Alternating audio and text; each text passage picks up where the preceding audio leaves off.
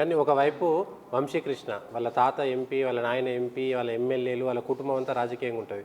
ఇంకోవైపు కుప్పలేశ్వరు 20 ఏళ్ళ నుంచి వరుసగా ఎమ్మెల్యే గెలిచి మంత్రిగా ఉన్నటువంటి ఒక ఇద్దరు ఉద్దండుల నడుమ గోమస శ్రీనివాసు నలిగిపోడా అనేటువంటిది ఒక ప్రశ్న.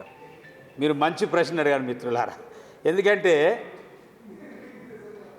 వంశీకి సంబంధించినటువంటి మాట మీరు అన్నారు కాబట్టి, వంశీ గారి తాత వెంకటస్వామి, వెంకటస్వామి గారి కుమారుడు వివేక్, వెంకటస్వామి గారి కుమారుడు వినోద్, వివేక్ గారి కుమారుడు వంశీ. అంటే ఇది వంశ పరంపర. అంటే ఇన్ని రోజులు మా వివేక్ గారు కుటుంబ పాలనని బీఆర్ఎస్ పార్టీ మీద రోజు తెల్లారులైతే రోజు మాట్లాడేవారు. ఈరోజు వాళ్ళ తాత దిగిన తర్వాత తండ్రి దిగిన తర్వాత కొడుకు, అంటే వెంకటస్వామి గారికి మనుమడు. కాబట్టి అదొక్క ఫ్యాక్ట్.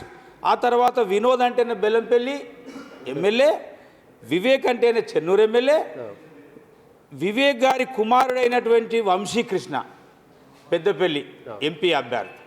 అంటే అక్కడ ఇక దళితులల్లో పుట్టినటువంటి దళిత సమాజము, లోకల్ సమాజం ఉంటుంది కదా.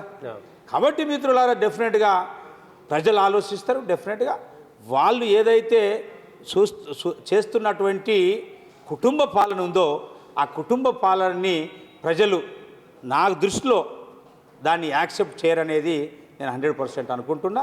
అదే జరగబోతుంది.